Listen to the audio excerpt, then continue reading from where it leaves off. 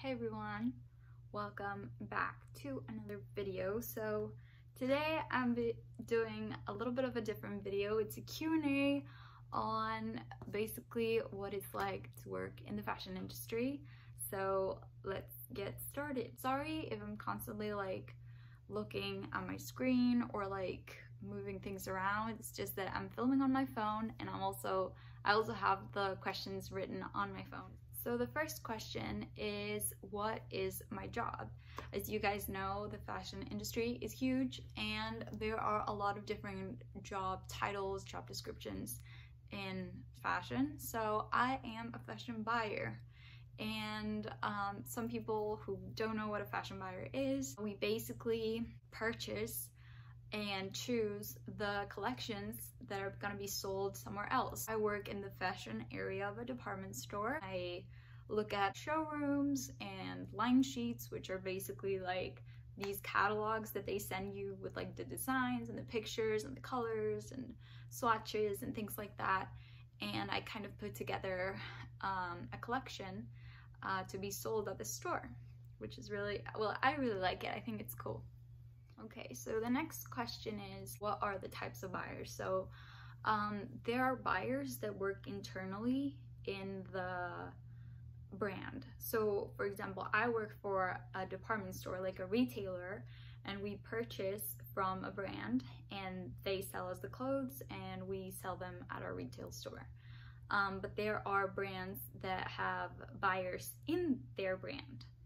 And basically what that means is that they buy within their brand. So they work more closely with the design team and they kind of like figure out what the design team has done, what they're actually going to be selling in the retail stores and to the other clients that they have. So if they sell to more retailers, like what they're going to be selling to them as well. They work more closely with the design team because they also look at what the retailers and the market, what they want to buy and what they're looking for. So they'll be like, no, I think we should design this in this other fabric, or we should do this silhouette over that one, and that kind of thing. It's similar to what I do, but they work more closely with the design team and they have a little bit more manipulation in that sense, whereas I kind of have to buy what the brand has given me.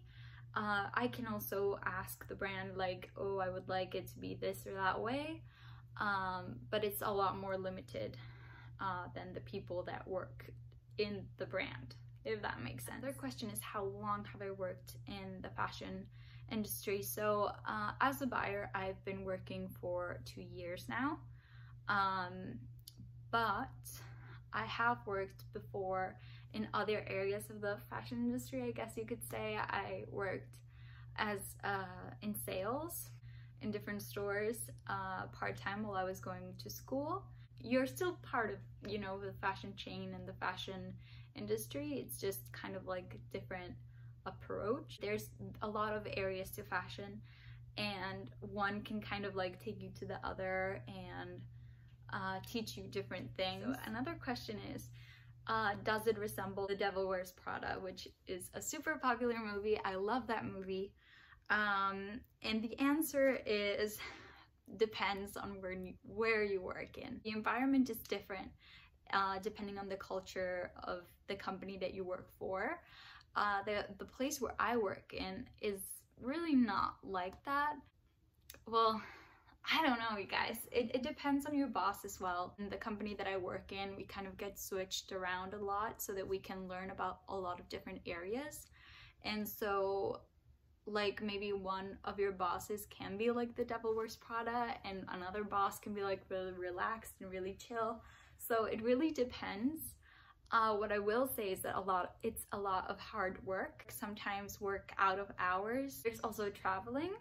And in trips, you basically kind of like lose your work hours because the company's paying for everything. It's paying for your food, your hotel, everything. So it kind of like owns you for that time.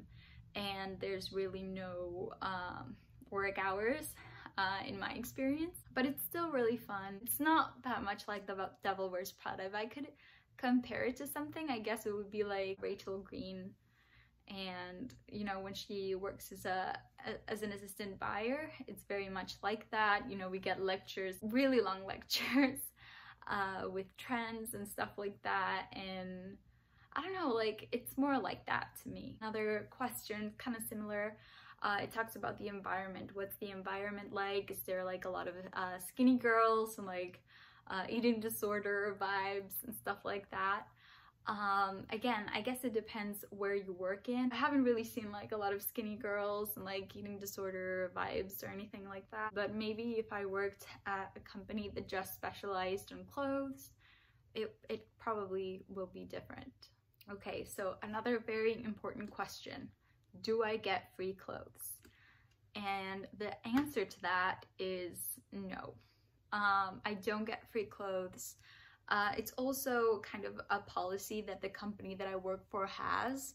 So they basically don't want to receive any gifts or, I don't know, anything that can be considered like a bribe. They want to be as transparent and as, you know, righteous as possible. So that's why they don't allow us to take anything for free from suppliers. I really wish they did.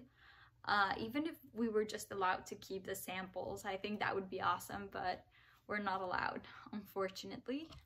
And the last question is what I went to school for.